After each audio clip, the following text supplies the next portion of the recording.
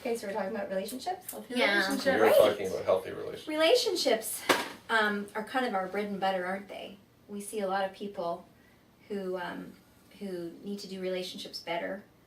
They have a lot of conflict either at, their workplace or with their spouse or with their children. And I like to think that they're very, very important. Being able to relate to someone in a healthy way is what it's all about.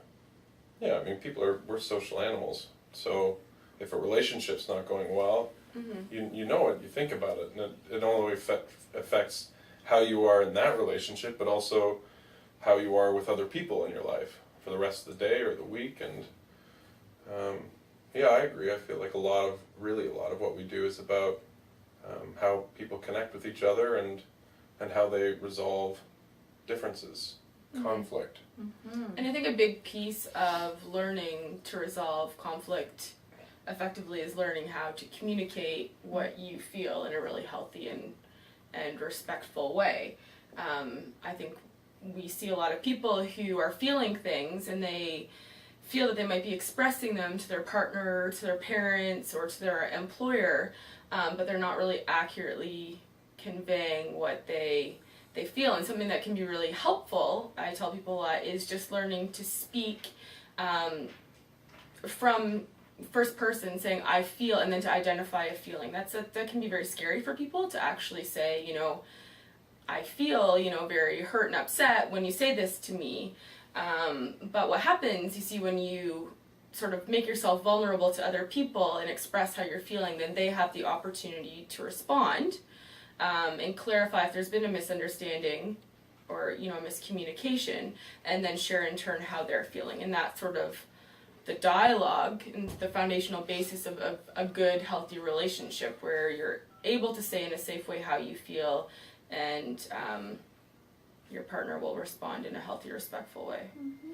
What happens, like, if you're in a relationship with someone and you already have conflict, like you're already not talking in a way that is helping you to feel understood or helping the other person to feel understood?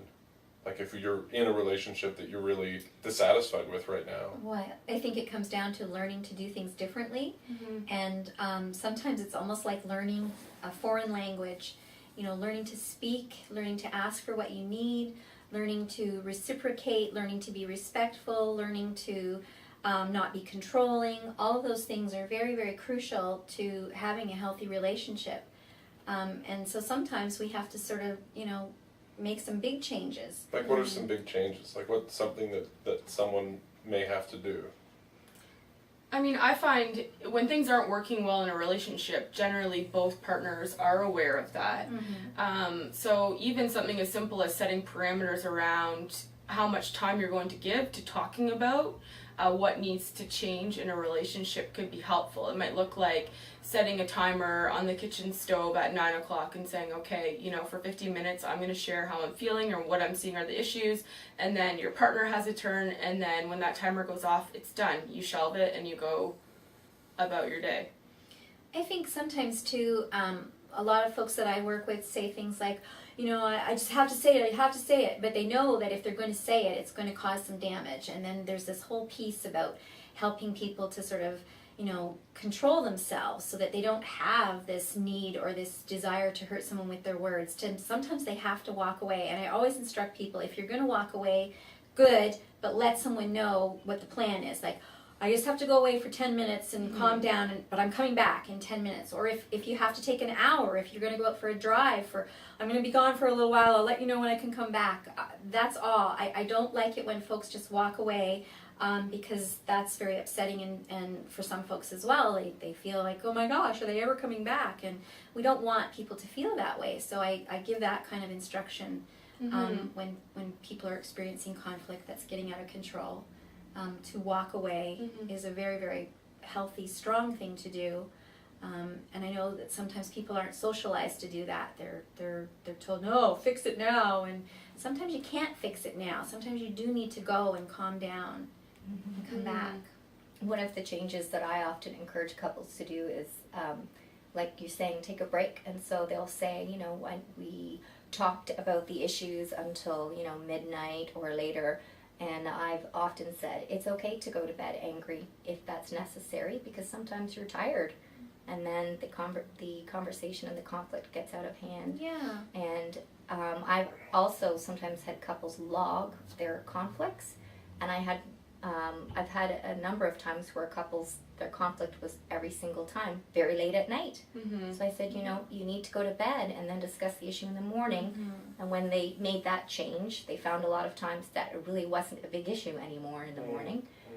So that was kind of a simple change that I've had some couples make. But I think sometimes those simple changes can have a significant impact in a Yeah. relationship. So. It's all about doing something different, because what you're continuing to do isn't working very well anymore. So it's about learning what's possible, what's going to work for your lifestyle, who you are as a person, but making some very significant changes. Mm-hmm. I like to remind people that if they're at their workplace and they have a fair amount of self-control, like they would never speak to their boss person, the way that they speak to their children or to their spouse, I say, well, if you can control that at your workplace, then you have a certain amount of self-control, and you can do that at home. And people think about that, and I think that's a very, very important point to remember. If you've got self-control all kinds of other places, then it's also good to have a lot of self-control at home. Sometimes people think, my home is my castle, I should be able to behave however I want to be. But you know what? It's very important for your children, for your spouse, that you be, always your best self. Mm-hmm. I also think it's important to practice really good self-care when things don't work in a relationship, or when there's conflict in a family or in a place of employment. It's very easy to become overwhelmed and sort of withdraw from things that give us joy. It's really critical that we meet our own needs as people, so when we come to address those hard issues in relationships or in families, we're at a place where we can have coherent, respectful conversations. So in addition to working on communication as a couple, that would help the relationships, or not just as a couple, I guess, in any relationships. That's also parents and children and friendships and work. And also managing conflict better in all of those relationships. I think also having positive time is really important. So that would be investing in your relationships. So with friends, that's having fun times with them, not just calling them when things are difficult and you need to vent, for example. In a couple time, that's date night, having enjoyable time out. With children, that might be fun time taking them to the park.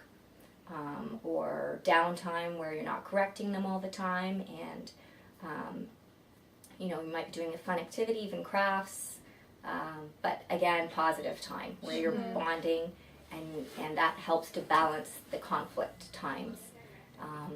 And same with work. It's very important to have some positive time with your coworkers, so that you build in your relationships with them and your connections, so it's not all work related activities all the time, and then you learn to have more of a respect, I think, for each other when you get to know each other a little bit better.